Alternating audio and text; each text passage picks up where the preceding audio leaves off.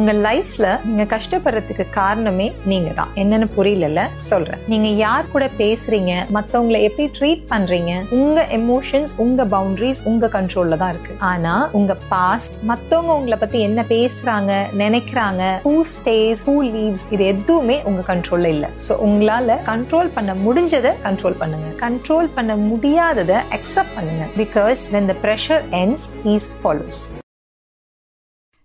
10 மணிக்கு அப்புறம் நீங்க முழிச்சிருந்தீங்கன்னா, ஒவ்வொரு நொடியும் 10 மணிக்கு அப்புறம் நீங்க முழிச்சிருக்கிற அந்த நேரம் உங்கள் உடல் ஈடுகட்டுவதற்காக என்ன பண்ணுதுன்னா பல ரசாயனங்களை அது சுரக்குது.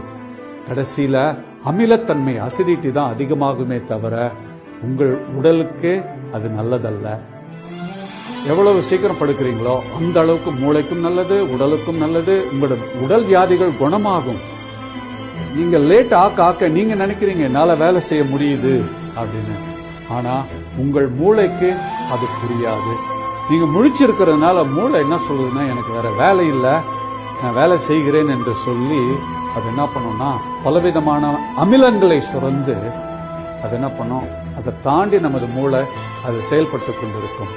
இது எல்லாமே நீங்க உங்களால முழிச்சிருக்க முடியும், ஆனால் கடைசியில பாத்தீங்கன்னா அது உங்க உடலுக்கும் கெடுதல், உங்கள் மனதுக்கும் கெடுதல்.